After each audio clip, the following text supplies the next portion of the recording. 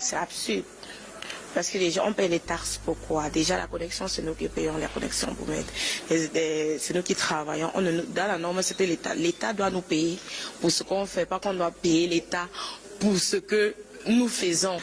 Les influenceurs au Cameroun vont désormais payer des taxes, soit un taux allégé de 5% au titre de l'impôt sur les bénéfices non commerciaux. C'est absurde.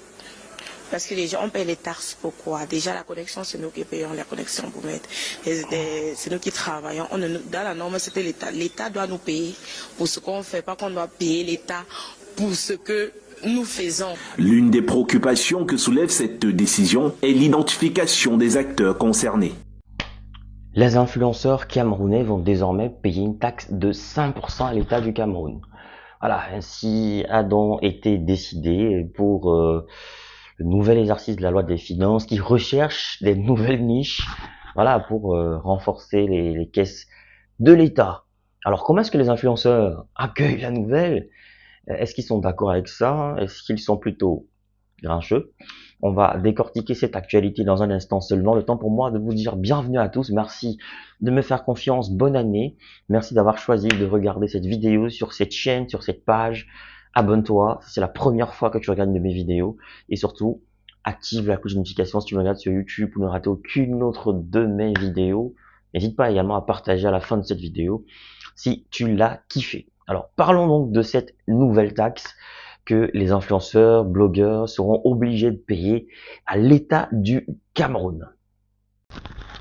Alors, chers influenceurs, comment analyser cette situation? Comment en est-on arrivé là? Vous savez déjà que parmi vous, il y a beaucoup d'influenceurs, de blogueurs qui viennent de familles très modestes et qui, grâce à la monétisation aujourd'hui, grâce au digital, ont réussi à sortir la tête de l'eau. On va pas citer les noms, ils sont tellement nombreux.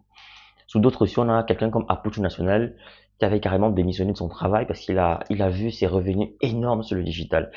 Mais maintenant, ce que je vais vous dire, c'est quoi? C'est que c'est vous. Si cette taxe arrive actuellement, c'est de votre faute. Parce que vous êtes les premiers à afficher vos revenus. Vous êtes les premiers à montrer comment vous avez gagné des millions sur le digital. Ça vous étonne quand vous payez des millions. Parce qu'on vous a montré en Afrique, au Cameroun, en plein d'autres pays, que pour gagner des millions, il faut être ministre. On vous a montré que pour gagner des millions, il faut faire X ou Y. Et quand vous voyez donc avec votre talent, vous gagnez des millions alors qu'il y a des chanteurs, par exemple, qui n'arrivent pas à gagner ces millions-là, alors qu'ils sont des chanteurs, ils n'ont pas de droit d'auteur. Quand vous voyez ce que vous gagnez, bon, je peux comprendre que ça vous surprenne. Je peux comprendre que ça vous rende certains fous. Voilà.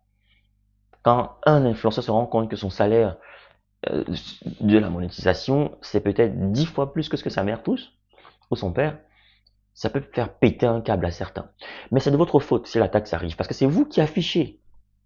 Quand vous affichez vos gains, chers influenceurs, quand vous affichez vos revenus, les fonctionnaires qui sont obligés de voler, qui sont obligés de faire, comme on dit le gombo, qui sont obligés de zigzaguer comme ça pour s'en sortir, vous pensez qu'ils seront contents?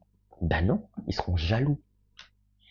Ben, ils seront jaloux de vos revenus parce que eux, ils ont peut-être des revenus, ils ont peut-être des avantages de service, mais ils sont obligés de faire comme ça pour avoir ça. Parce que leur salaire, c'est combien? 120 000, 100 000 francs. On ne construit pas un gratte-ciel, un immeuble avec ça. Par contre, vous réussissez à vous faire de l'argent. Vous réussissez à devenir des personnes importantes, rien qu'avec votre talent. Vous réussissez à avoir de l'argent. C'est-à-dire que vous ne dépendez même plus de l'État du Cameroun. Donc, c'est pour ça que c'est une erreur de venir afficher ses revenus. C'est une erreur. Peut-être, pour un début, on pourrait comprendre, ça peut motiver les gens à se lancer dans le digital, mais vous, c'est pas assez fin que vous publiez vos résultats. Vous publiez vos résultats afin de vous moquer des autres, afin de montrer aux autres que vous êtes supérieur à eux, afin de montrer aux autres que vous avez réussi. Donc, les raisons pour lesquelles vous publiez vos gains ne sont pas bonnes. Vous narguez les gens. Voilà. Quand vous les narguez, ça crée une sorte de rancœur, ça crée une sorte d'aigreur. Et maintenant, eux, dans l'administration, ils vont chercher des voies et moyens pour vous fragiliser.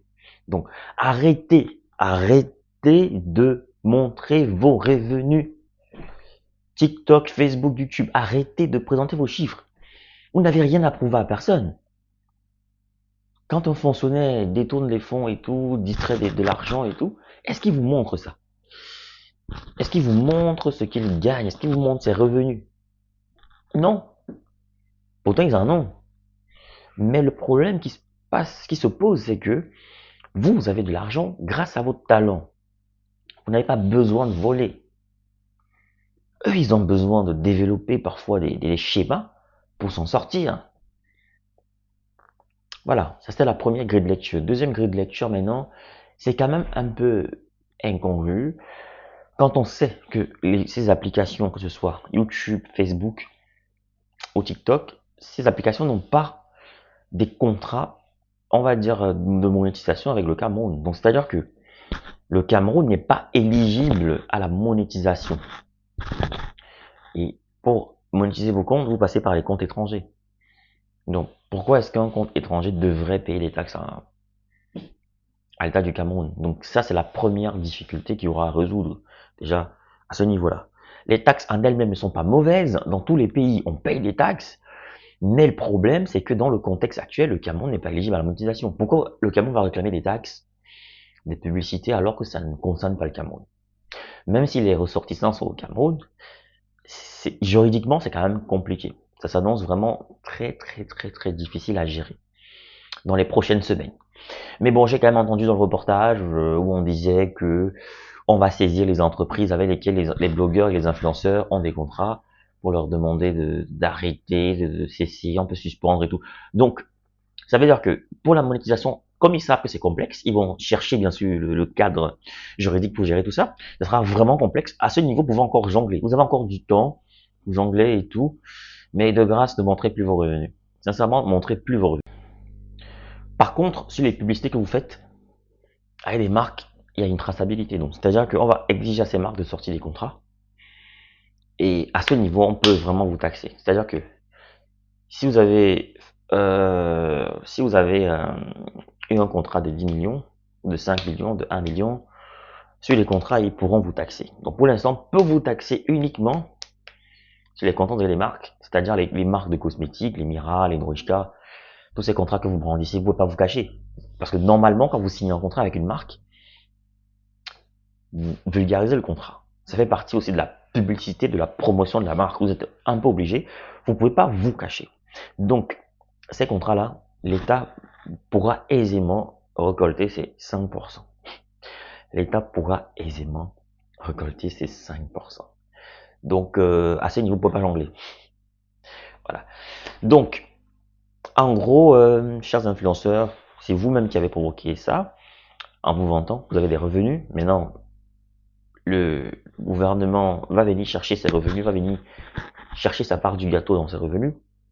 Ce qui n'est pas forcément logique parce que au niveau de la monétisation, comme je disais tantôt, le Cameroun n'a pas de contrat de monétisation avec les Américains, les Chinois et les Chinois, ces géants des GAFA et tout. Mais par contre, les marques locales, Norishka, Mira et toutes les grosses marques qui vous emploient sont bel et bien au Cameroun et peuvent très bien être taxées.